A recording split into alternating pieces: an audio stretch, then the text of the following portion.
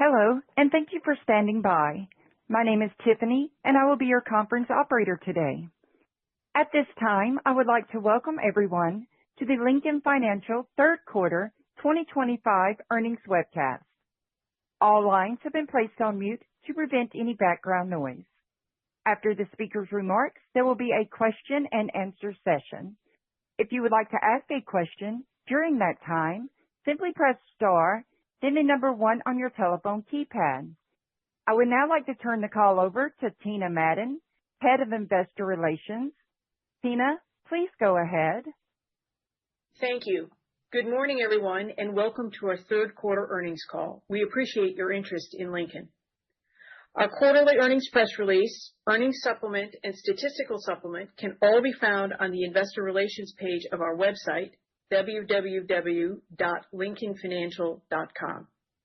These documents include reconciliations of the non-GAAP measures used on today's call, including adjusted income from operations and adjusted income from operations available to common stockholders, or adjusted operating income, to the most comparable GAAP measures. Before we begin, I want to remind you that any statements made during today's call regarding expectations, future actions, trends in our businesses, prospective services or products, future performance or financial results, including those relating to deposits, expenses, income from operations, free cash flow or free cash flow conversion ratios, share repurchases, liquidity and capital resources, are forward-looking statements under the Private Securities Litigation Reform Act of 1995. These forward-looking statements involve risks and uncertainties that could cause our actual results to differ materially from our current expectations. These risks and uncertainties include those described in the cautionary statement disclosures in our earnings release issued earlier this morning, as well as those detailed in our 2024 annual report on Form 10-K, most recent quarterly reports on Form 10-Q, and from time to time in our other filings with the SEC.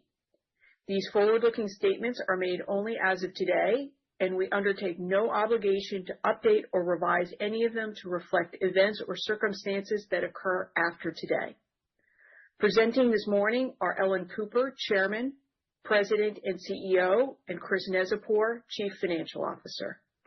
After their prepared remarks, we'll address your questions. Let me now turn the call over to Ellen. Ellen? Thank you, Tina, and good morning, everyone. We appreciate you joining us.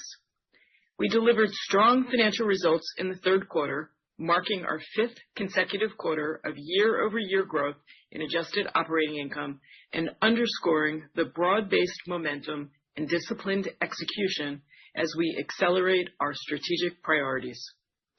We have remained focused and consistent in advancing our vision for Lincoln, and this quarter is another proof point.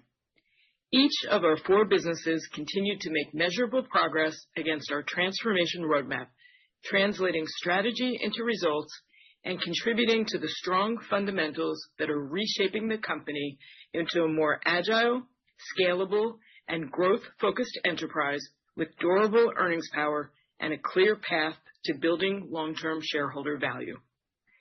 The core tenets of foundational capital, enhanced operational efficiency, and a strategy for profitable growth are increasingly evident in our results. We're evolving the direction of the organization with a clear focus on increasing our risk-adjusted return on capital, reducing the volatility of our results, and growing our franchise. And we're starting to see the benefits of those actions. Our capital position remains well in excess of our 20 percentage point RBC buffer, and we have made significant enhancements to optimize our operating model, creating a more efficient and nimble organization. Our businesses have made notable progress on strategies to shift to products and segments with higher margins, more stable cash flow profiles, and greater capital efficiency. We see meaningful opportunity ahead and are continuing to invest for future growth. Our businesses operate in attractive, expanding markets where we compete from a position of strength, grounded in our trusted brand, leading franchise, and clear competitive advantages in distribution, product manufacturing, and customer service.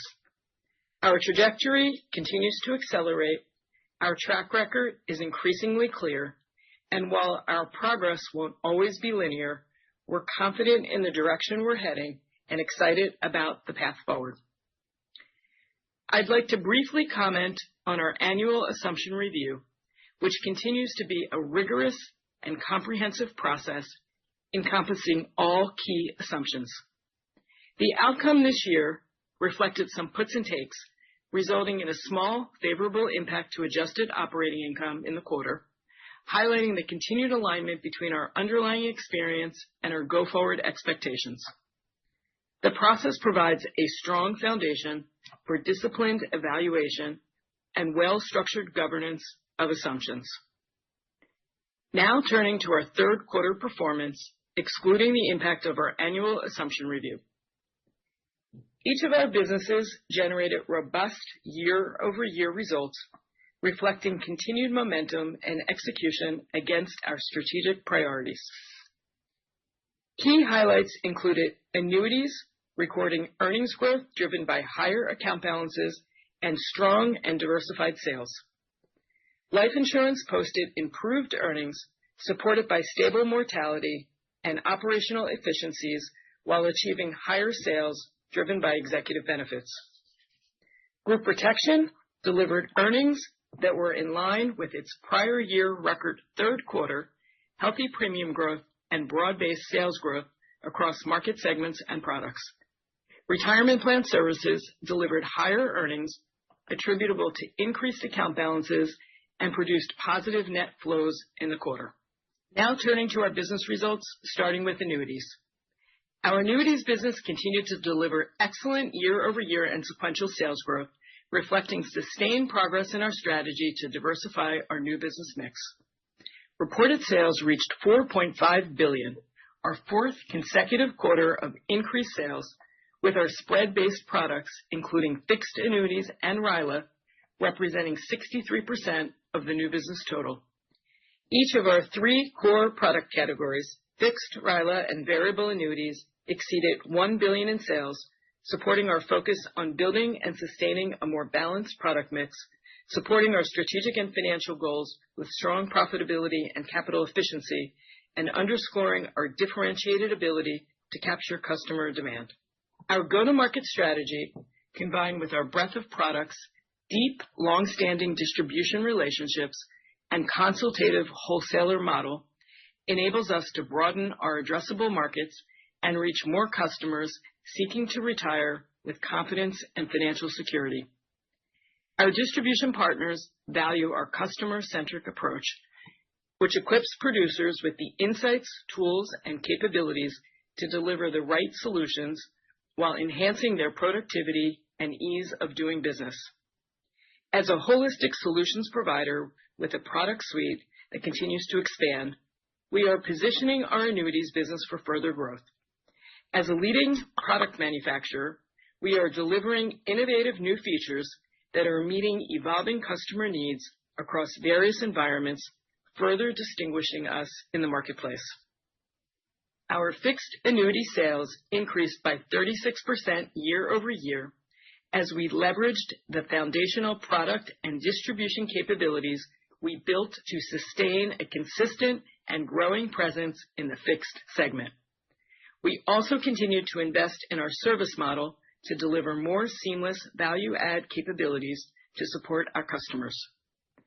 Additionally, during the quarter, we transitioned to fully retaining the flows from our fixed sales, which will enhance the growth of our spread-based earnings over time.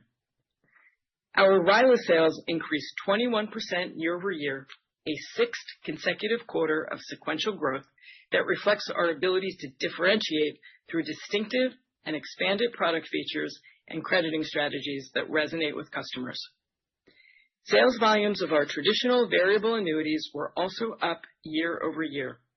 Our variable product suite offers a broad array of features and benefits that meet customer needs and remain integral to our overall offering.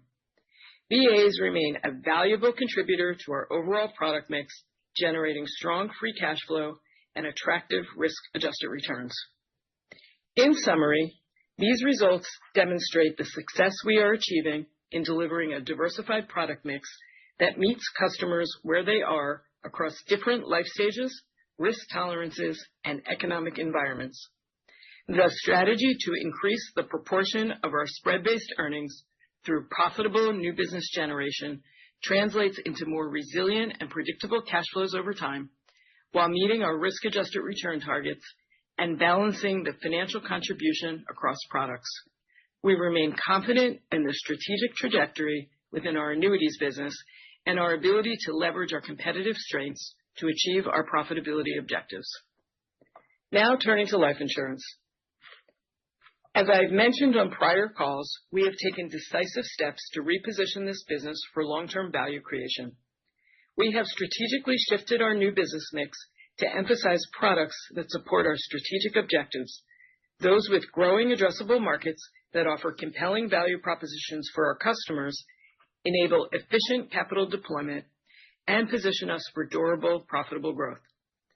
This quarter's results reflect the progress we are making as our strategic realignment continues to gain traction.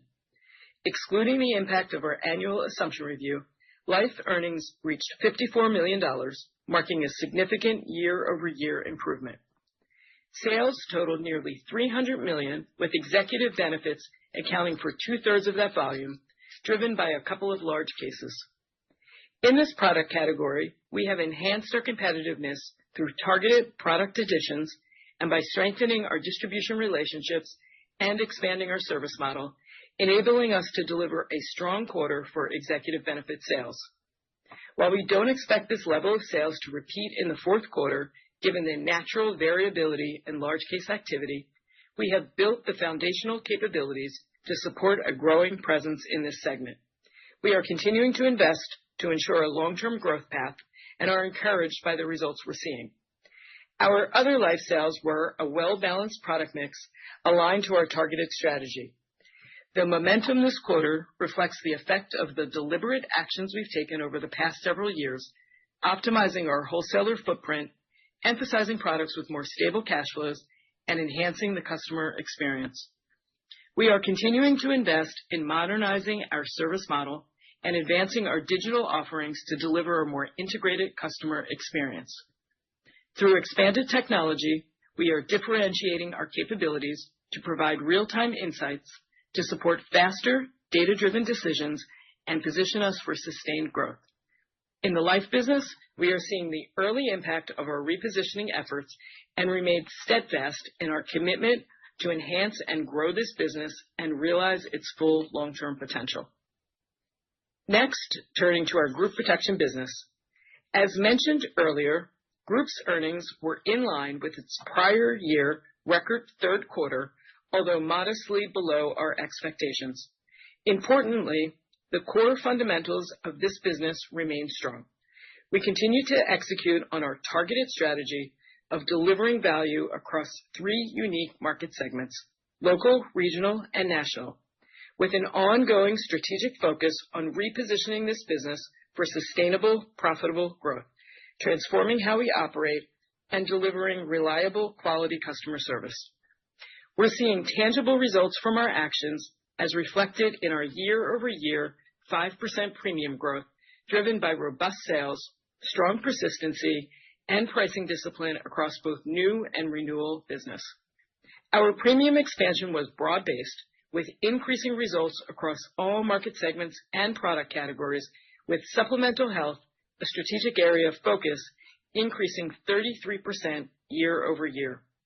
This growth underscores the execution of our strategy to diversify across market segments, expand and deepen the product portfolio, and invest in the people, process, and technology to create differentiated capabilities that deliver a simpler, faster, and more connected customer experience. While the third quarter is typically a seasonally lighter sales period, Group delivered year-over-year sales growth of nearly 40%, broadly diversified across market segments and products.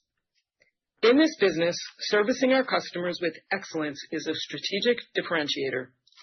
As we look ahead, we will continue to drive our segment strategy in a profitable and sustainable way by broadening our distribution relationships, expanding our product suite, and continuing to expand our digital tools and technology to drive more productivity, efficiency, and effectiveness.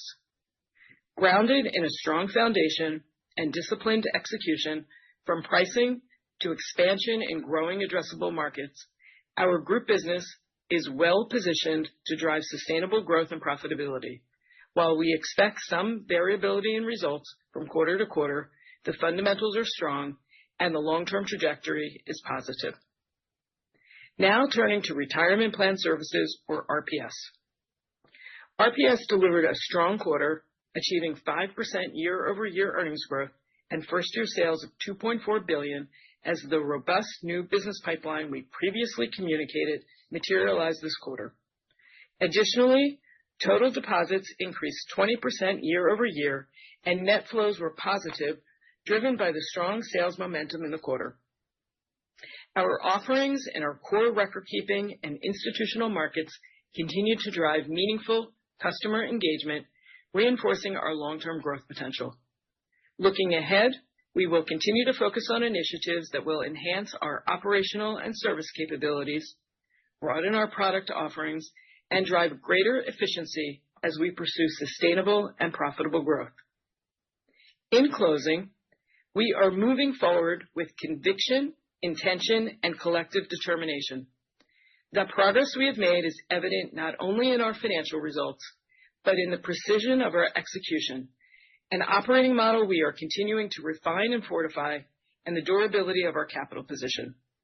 We are expanding our strategic advantage by pivoting toward higher margin, capital-efficient growth, investing in the foundational core that sharpens our competitive edge, and evolving into a more agile, scalable, and forward-looking enterprise.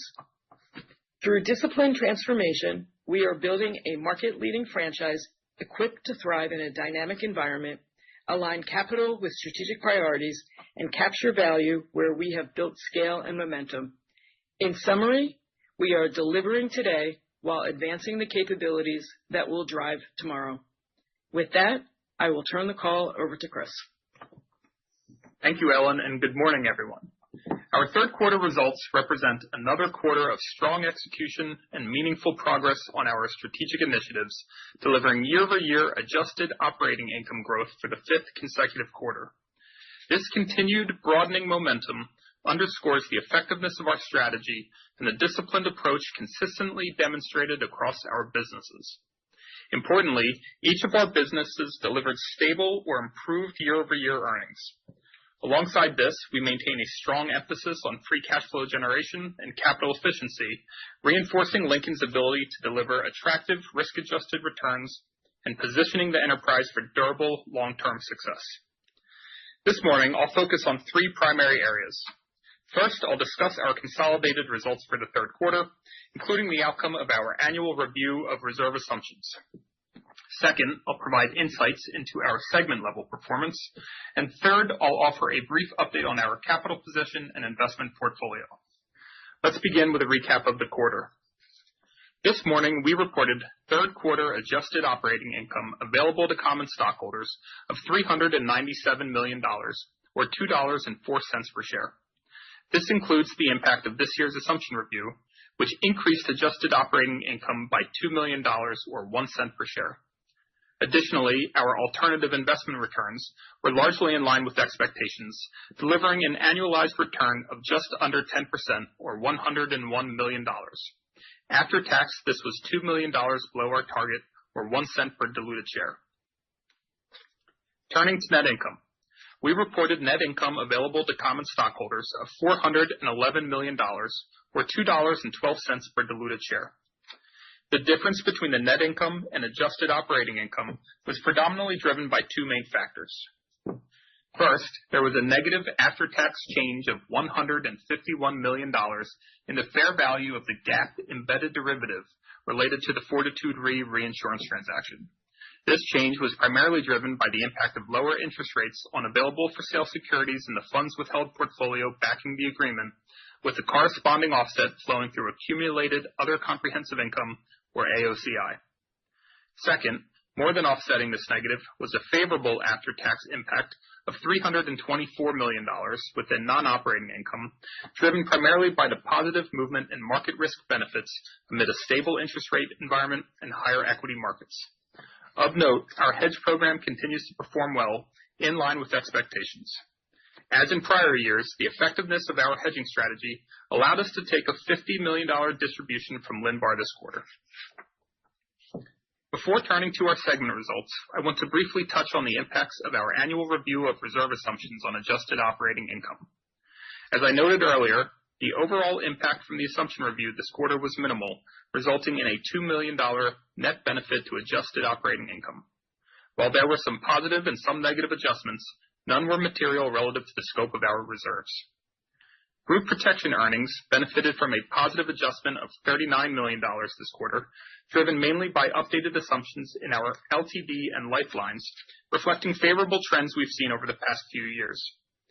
This was offset by modest negative impacts in both our life and annuities operating income of $29 million and $8 million, respectively. As it relates to our life assumptions, the impact this quarter stemmed from slightly elevated mortality experience within our universal life block, which was primarily offset by more favorable mortality experience in our term block, consistent with the drivers of our recent results. Importantly, policyholder behavior remains broadly in line with our expectations. The impacts of our annual assumption review on our segment results for this period and the prior year period are detailed in our earnings release issued this morning. Now turning to our segment results. Excluding the impact of the assumption review, Group Protection operating earnings were $110 million, consistent with the prior year record third quarter, and the margin for the quarter was 8.1%, reflecting a modest decline of 40 basis points year over year. The main driver of our result was a moderation in our disability loss ratio, which increased to 76.7% compared to 70.5% in the third quarter of 2024, excluding the impacts of the assumption review. This increase reflected both volatility, specifically 1 month of unfavorable severity in our LTD experience, as well as lower LTD recoveries. While we've seen the volatility in severity normalize, the lower LTD recovery rate will likely continue. Over recent years, enhancements in our claims management practices have significantly improved early-stage resolutions, but as these practices mature, incremental benefits naturally moderate. Offsetting this unfavorability during the quarter was continued favorability in LTD incidents and continued favorability in life results. Group life results in particular remain strong year over year, delivering the second lowest loss ratio post the pandemic, supported by lower incidents and favorable severity outcomes. Excluding the impact of the assumption review, our life loss ratio improved relative to the favorable prior year quarter, declining to 65.3%, compared with 71.8% in the third quarter of 2024. Although quarterly fluctuations in mortality outcomes are expected, this continued strength underscores the effectiveness of our disciplined pricing. As a reminder, we typically experience seasonal pressure from the third to fourth quarter. Looking ahead and incorporating the third quarter trends and these seasonal factors, we expect to end the full year with a margin in the range of mid to upper 8%, representing a roughly 50 basis point improvement year over year. We remain confident in our strategy, disciplined execution, and ability to deliver attractive and resilient long-term performance. Now turning to annuities. Excluding the impact of the assumption review, annuities delivered operating earnings of $318 million, up $18 million year over year, driven by higher average account balances net of reinsurance and continued growth in spread income. Additionally, this quarter's earnings included a benefit of approximately $10 million from favorable expense dynamics, primarily related to expense timing and certain tax items that were partially offset within other operations. Turning to spreads. Spread income continued to grow, with spread-based products representing 29% of total annuity account balances net of reinsurance, reflecting our commitment to diversifying our annuity business. RILA account balances increased 16% over the prior year quarter, representing 22% of total balances net of reinsurance. Fixed annuity account balances were 11% higher year over year, as we began retaining all of the fixed business we sold during the quarter. From a net flows perspective, VA net outflows continued at a similar pace as in recent quarters, reflecting the maturity of the block, while net flows into spread-based products exceeded $1 billion, further underscoring the success of our strategic diversification efforts. Overall, our annuities business delivered strong earnings growth, reflecting our ongoing efforts to diversify and strengthen the stability of our earnings base in this business. We remain confident that our disciplined approach positions us well to deliver stable, attractive returns over the long term. Retirement Plan Services reported operating income of $46 million, up slightly from $44 million in the prior year quarter, driven by higher account balances amid a favorable equity market backdrop and spread expansion. This was partially offset by pressure from stable value outflows over the past 12 months, although the level of stable value outflows has stabilized in recent quarters. Sequentially, earnings improved by $9 million, the result of favorable equity markets and improved spreads. It's worth noting that this quarter benefited from approximately $2 million of non-recurring items, primarily driven by net investment income favorability, which had an offset in other operations. Base spreads were 107 basis points, up from the prior quarter and prior year. The sequential increase reflects normalization following last quarter's one-time administrative adjustment, as well as about 2 basis points of benefit from the non-recurring net investment income dynamic just discussed. On a normalized basis, spreads are broadly consistent with last year's third quarter. Net inflows totaled $755 million, reflecting strong sales momentum and the robust pipeline noted last quarter. As we look ahead to the fourth quarter, we expect flows to be pressured by a few known plan terminations, the majority of which were not meeting our profitability targets. Account balances benefited from equity market performance, with average balances increasing nearly 8% year over year. End of period balances reached $123 billion, up 5% sequentially. Overall, our third quarter results highlight steady improvement and positive momentum within Retirement Plan Services. While we remain focused on disciplined expense management and continue to target efficiencies aligned with our long-term earnings objectives, it's important to remember that the fourth quarter typically brings a seasonal increase in expenses, which we expect to be a modest sequential headwind. Beyond expense discipline, we remain focused on initiatives aimed at delivering underlying growth and enhancing the long-term profitability of Retirement Plan Services. Now turning to Life. Excluding the impact of the assumption review, Life delivered operating earnings of $54 million for the third quarter, compared to $14 million in the prior year quarter. The increase was driven by stabilization of our mortality experience, increased investment income, and continued expense discipline. Mortality results for the quarter improved compared to the prior year quarter, driven by lower incidence. While severity was slightly higher, overall experience was consistent with our expectations. Turning to expenses, we continue to see year-over-year improvement driven by disciplined expense management. Net G&A expenses declined 4% compared to the prior year quarter, reflecting continued underlying efficiency. Annualized alternative investment returns for the quarter were roughly 10%, essentially in line with our target, but below the 11% return we achieved in the prior year quarter. More broadly, we're beginning to realize the benefits of increased investment income, driven in part by continued growth in alternative investments, which remain well aligned with our life liabilities, as well as ongoing enhancements to our overall investment profile, all of which should continue to support earnings going forward. Overall, the strong results this quarter highlight the ongoing progress that we have made in our life business, further validating the strategic initiatives we've implemented to position this business for sustained profitability. Turning now to expenses. As we've discussed, expense management remains a strategic priority across the organization, and we've made meaningful progress year to date. Through the first 3 quarters, we achieved significant improvements in operational efficiency, with expenses tracking favorably compared to the prior year. This disciplined approach has been driven both from a total company perspective and through targeted actions such as within our life business.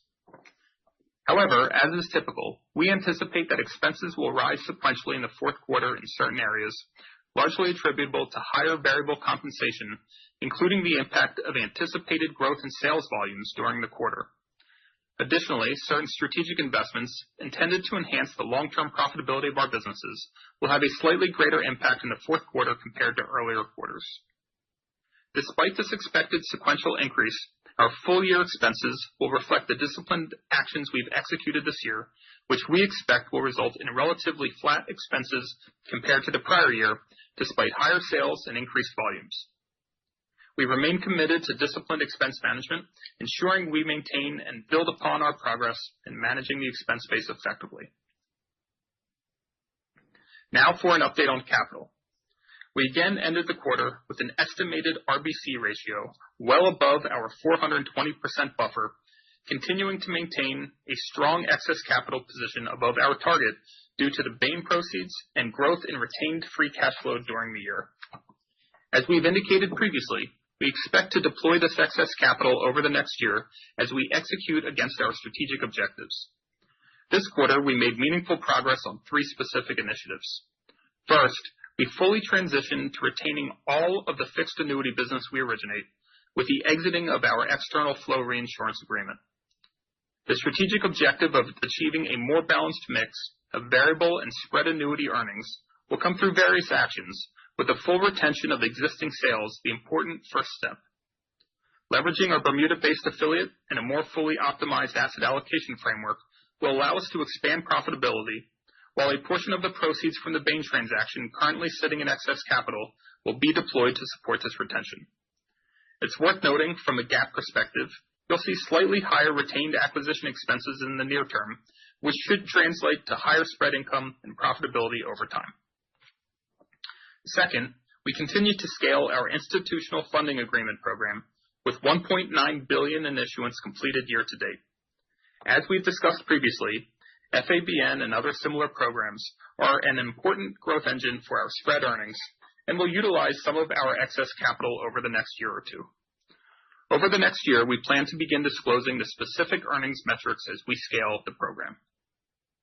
Lastly, optimizing our legacy life block has been a critical objective that we've been working on for the last 3 years.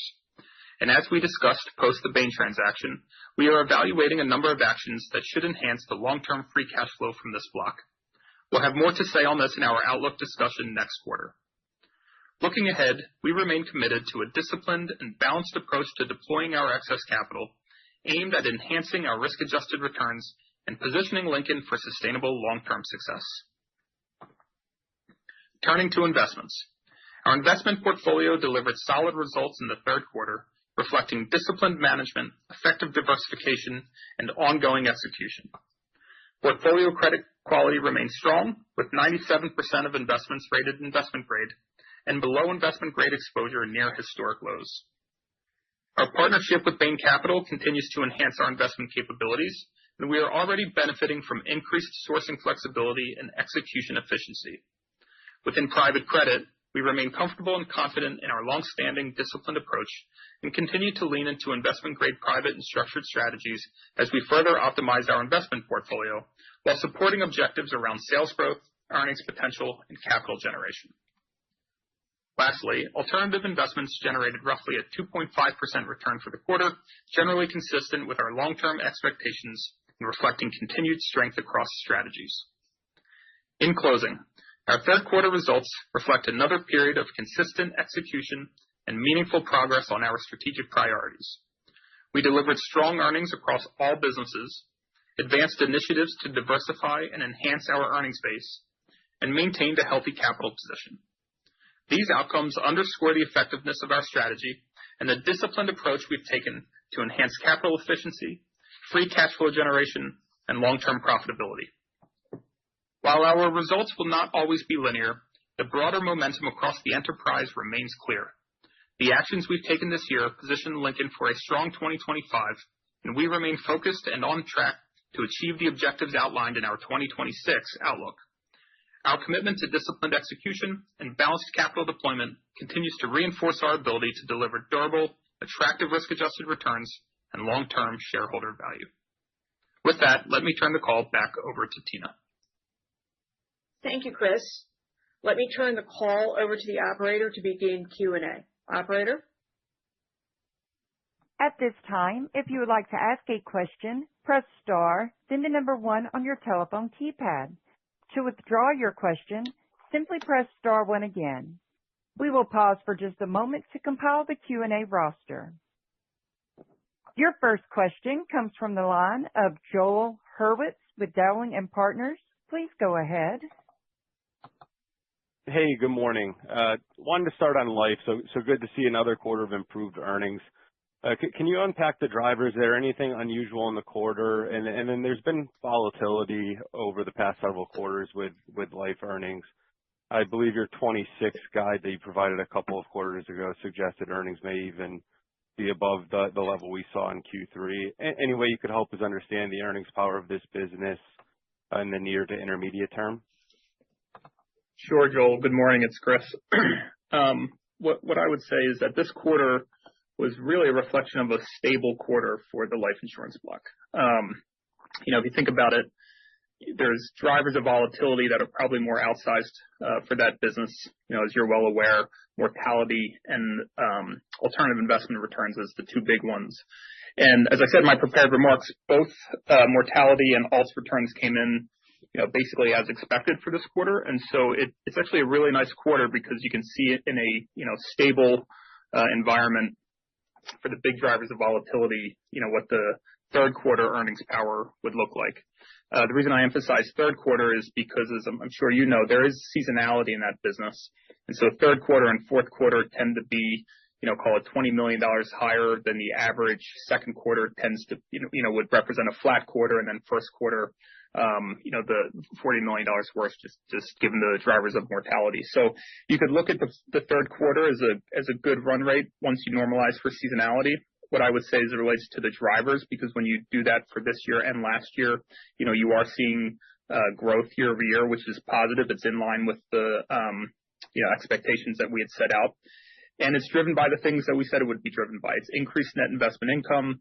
Part of that is the growth in the alternative investment income portfolio, not necessarily the rate, which has stabilized, but the growth in the balances. We've discussed how they are a good long-term fit for the long-duration nature of the liabilities. And most importantly, you continue to see the expense discipline that we've talked about, and that's starting to come through in a more fulsome way. So at the end of the day, a number of those drivers should continue as we look out over the next couple of years.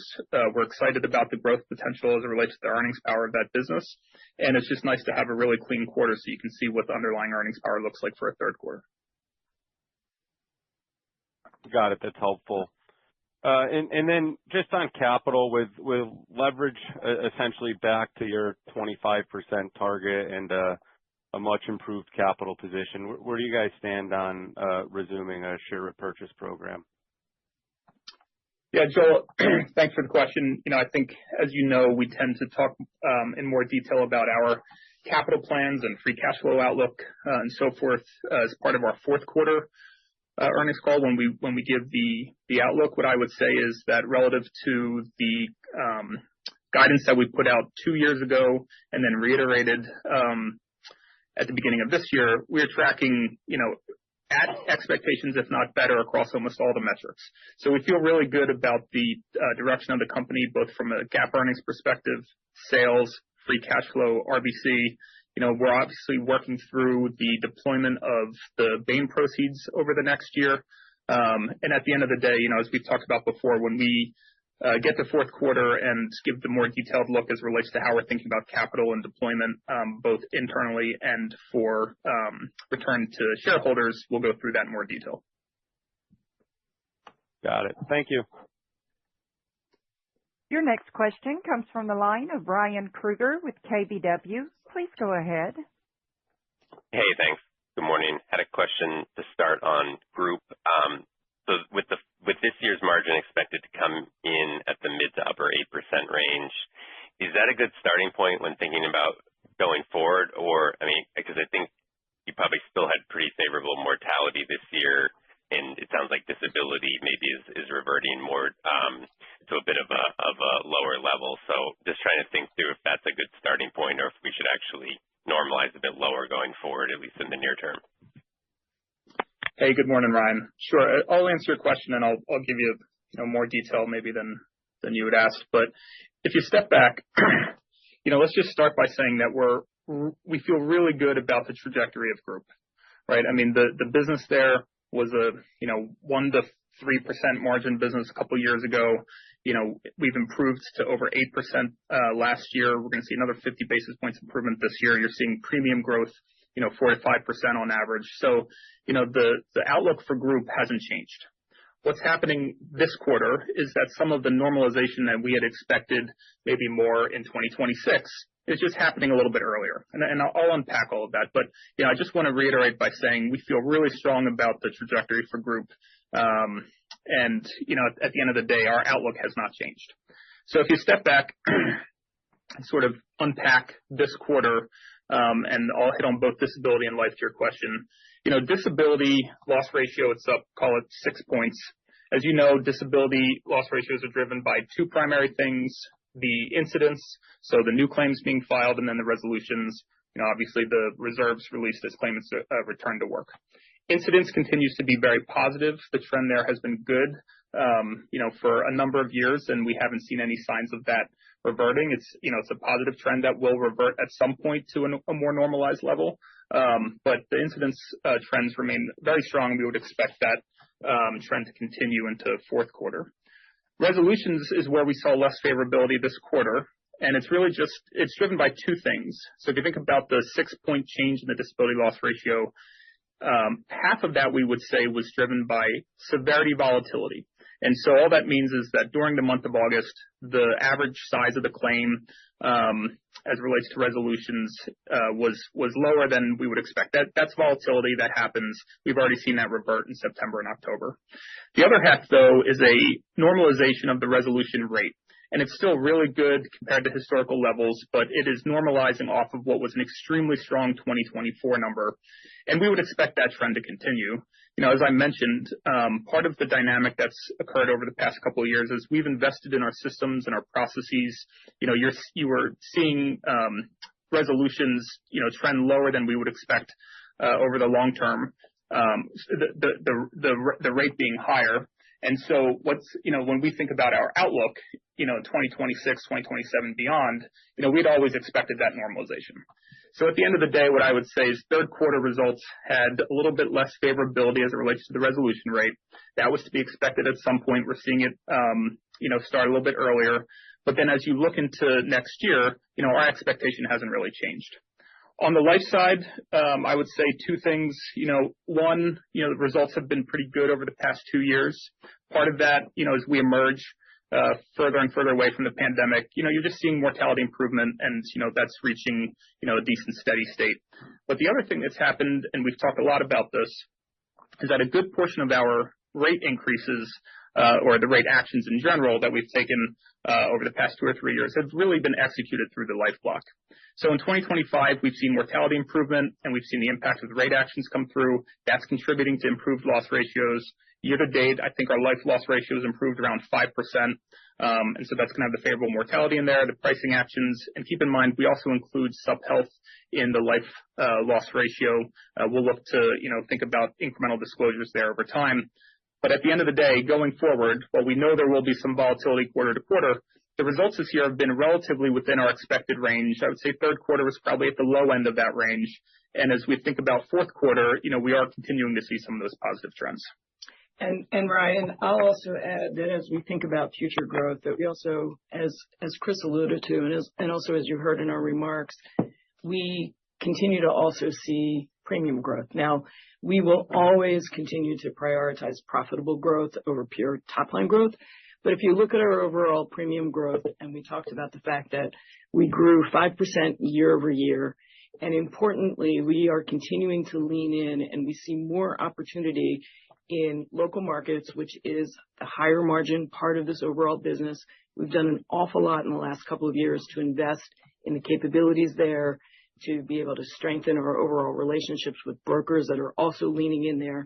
And then we see this broadening, expanding opportunity as it relates to supplemental health.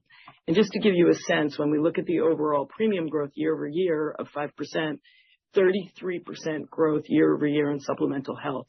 And in all cases, we see opportunity to just continue to expand lines of coverage in our regional and in national in that space. So we see that there continues to just be future opportunity to grow as it relates to the group business. So when you put all that together, Ryan, to answer your question specifically, yes, there will be some normalization of some of the LTD trends that we've talked about, but offsetting that will be the positive impacts from the dynamics Ellen just walked through, the growth in supplemental health, continued repricing. So I wouldn't say that we're expecting deterioration in our margin. I think that this quarter we just saw a little bit of that normalization happen earlier. Great, and appreciate all those details. One just quick follow-up on disability resolutions. Do you think that has anything to do with the economy, or do you think it's more just company specific, given how favorable it had been and just normalizing to a more sustainable level? So I don't know that it really is anything to do with the economy, but I would also say it's more than just company specific, right, Ryan? Because there's really two dynamics. One has been the increased processes and overall investments in our claims management process. That's certainly, I can't speak for our peers, but that is a very much Lincoln specific strategic initiative we've talked about. But also, as you just think about the fact that incidence rates have been very low over the past 2 years, the composition of your claim inventory has been shifting. And so, as you know, late duration claims have a lower probability as it relates to being resolved, and you work that down. So as the mix of your inventory changes, just to keep it simple, the rate itself will normalize over time. And that's not a Lincoln specific thing, that's an industry thing. Got it. Thanks a lot. Appreciate it. Your next question comes from the line of Suneet Kamath with Jefferies. Please go ahead. Great, thanks. Wanted to start with the assumption review. Acknowledging that it was fairly minor, are there any statutory impacts that we should think about? And is there any kind of ongoing earnings gap impacts that we should think about as well? Hey, good morning, Suneet. No, nothing material. I mean, we would spike it out if there was anything to note there. Got it. And then I guess on the retention of the fixed annuity business, is that something that we're going to actually see in the earnings, in the near term here, or is that going to take some time to sort of develop? Just curious about the cadence of that. Yeah, good question. So, and the answer is both, but for different reasons. So, what happens is you'll see the net retained account balances grow, and you will see increase in investment income and increase in interest credited grow. I will say that one of the things we're looking at is spread-based account values become a bigger part of the annuities block. We're going to look to get better disclosure next year to more explicitly spike out some of the individual drivers there. But that aside, what you will see is growth in spread income, but that comes in as the assets and liabilities are emerging over the life of the policy. In the near term, what happens is you actually have slightly higher retained acquisition expenses. So this is one of the things that I spiked out in my commentary where, because we don't have the flow deal anymore, you don't see the offset as it relates to some of the acquisition expenses. And so that's, a slight near-term tailwind or headwind to annuities, but then over time you'll see growth in spread income. Got it. Is there any way to size that drag?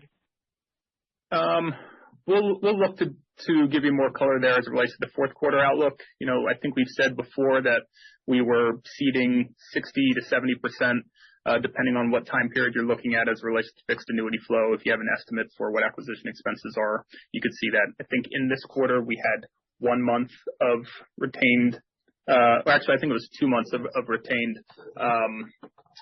fixed annuity flow on a 100% basis. So you can look at some of the expense line items there, but we'll get you something more detailed as it relates to the 2026 outlook.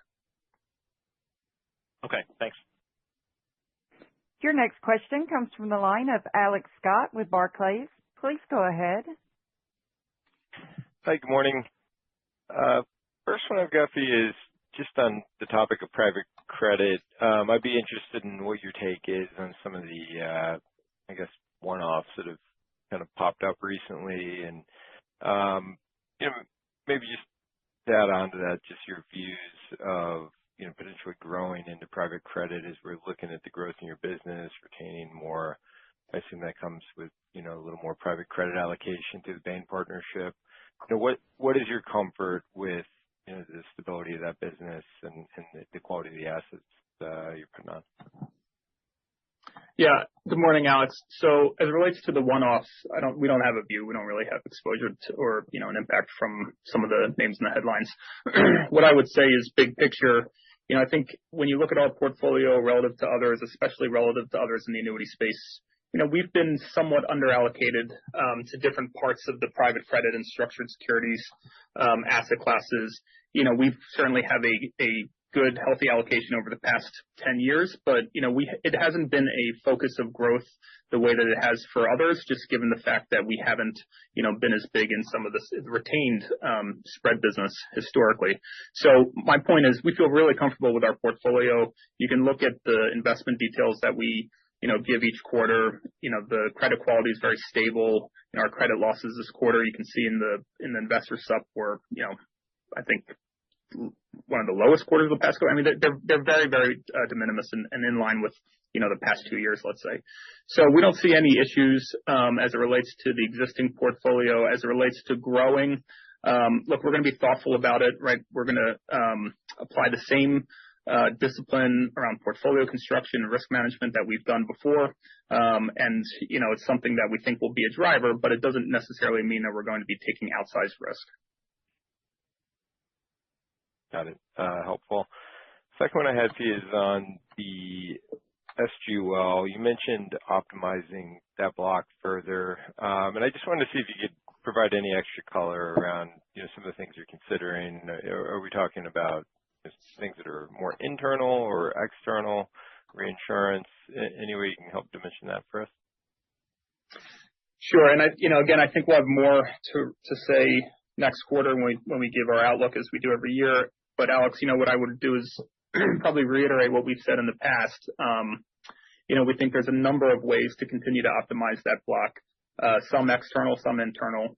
We think that the options as it relates to repositioning the asset portfolio would be a driver to free cash flow and NII over time.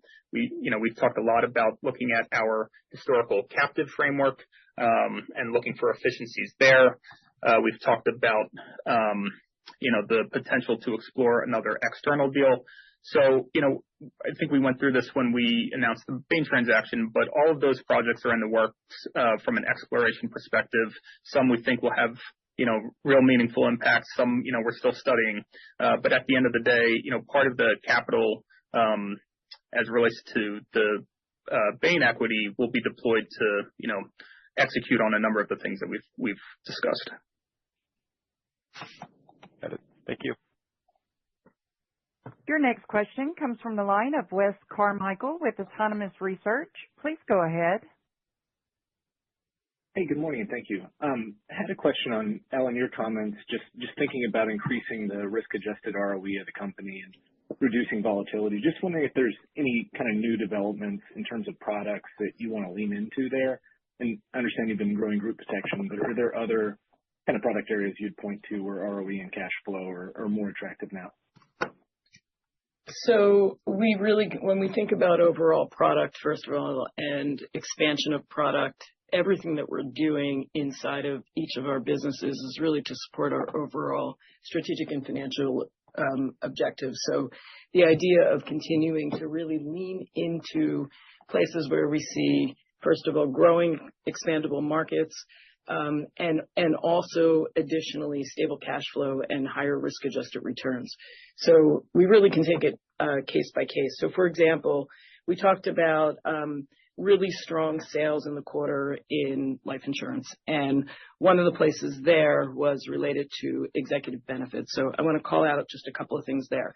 We had historically had a presence in executive benefits, but in the last year or so, as we really have been focusing on pivoting the entire life franchise, we really strengthened our overall offering. We broadened our capabilities there. We continued to deepen our relationships on the distribution side, and we also built some necessary capabilities, dedicated resources, and you see that we put up a couple of large cases in the quarter. And at the same time, all of the sales that you see in the life portfolios, we continue to build momentum there. are all products that we've leaned into that are really emphasizing more accumulation and more limited guarantees that also will produce stable cash flows. So we have repriced and put up completely new products in the IUL space as an example. Accumulation VUL is another example. And we also have a risk-sharing product in our MoneyGuard space.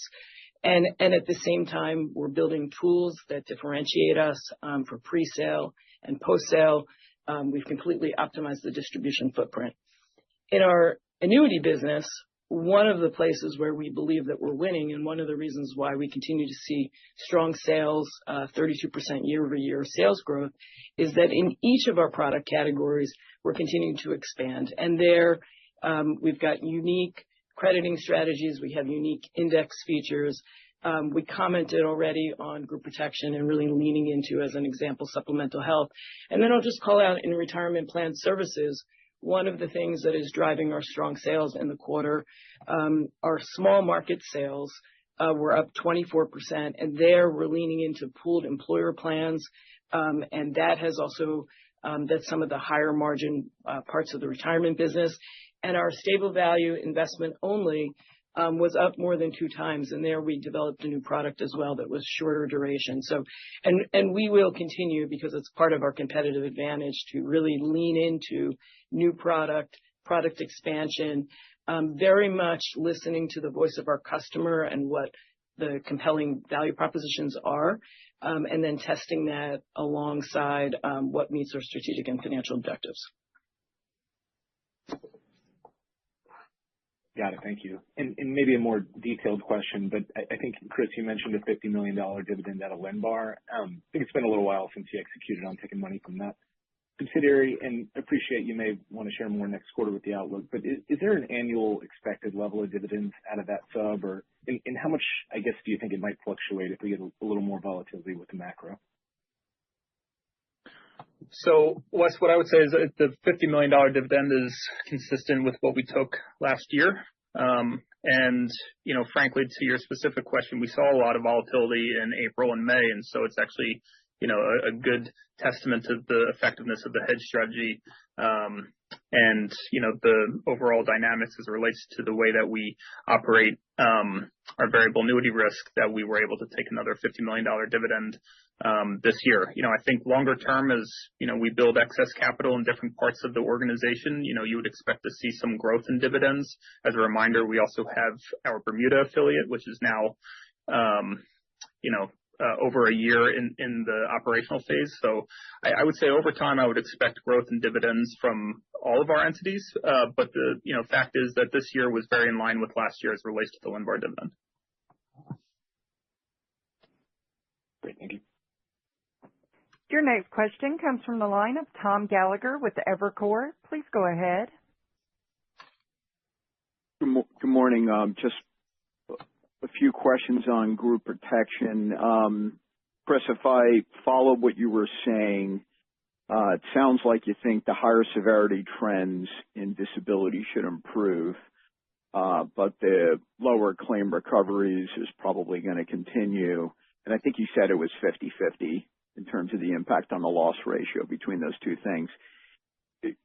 So having said all that, is it reasonable to assume the trend into Q4 that's embedded in your guidance should be improvement in the group disability loss ratio by, if we had to pick a number, something like 3 points, but then partly offset by higher group life loss ratio just because that was so favorable? Yeah. So, Tom, what I would say is, first point, this is just a nit, but I wouldn't really call the severity impact a trend. It was 1 month, and that can happen from time to time. So for what it's worth, it was more volatility than a trend. But that's right. You have the math right. It was about half of the disability loss ratio growth due to that dynamic, and the other half due to trend. So if you move from third quarter to fourth quarter, as I mentioned in prepared remarks, we would normalize for that volatility, but then you also have seasonality that happens in the fourth quarter relative to third quarter for disability. So just keep that in mind. I would say that a loss ratio that's, slightly in line with third quarter to maybe up a little bit, depending on the degree of seasonality, would be a decent expectation for the disability loss ratio, consistent with what we've seen in the past. Gotcha. That's a good point on the seasonality. And then I guess just follow up, what are you guys seeing in pricing now? You've clearly had pretty good growth in group protection. What are you seeing on 26 renewals for rate? Are things softening a bit? Are they stable, firming? So Tom, we will continue to message what we've said in the past, which is it is very competitive out there. It always has been, and it's also rational at the same time. We are continuing to see a strong cycle as it relates to going into the fourth quarter. We are going to continue to lean into prioritizing profitable growth over top line growth. And so you'll see us really focusing on leaning into the places in particular where we see further opportunity, local markets, as an example, supplemental health, as we called out earlier. And just in general, we would expect that you may recall that last year's annual cycle was particularly strong and active across the entire industry. So I think it's fair to expect that you will likely see less activity as we move into the fourth quarter. Gotcha. And Ellen, sorry, one quick follow-up on that. So you would expect maybe not as strong as sales, but then better retention? Is that a way to think about the trade-off of that? So we have seen much improved persistency while putting rate increases through at the same time. And I think a lot of this really speaks to all of the infrastructure, technology, and customer service capabilities that we have invested in along the way. Just to give you an example, when we create the infrastructure so that we have technology that is now connecting directly into our customers, and we build an infrastructure with them, and we're supporting them in terms of ease and access, we just become much more of a long-term partner. And so we've invested in that. It's supporting us in terms of really being able to have more persistent client base and continuing to build on additional digital tools to enable us to just have longer relationships with our customers. Okay, thank you. That concludes our question and answer session. I will now turn the call back over to Tina for closing remarks. Thank you, everyone, for joining our call today. If you have any follow-up questions, please don't hesitate to reach out at investorrelations@lfg.com. Thank you for your time. Ladies and gentlemen, this concludes today's call. Thank you all for joining. You may now disconnect.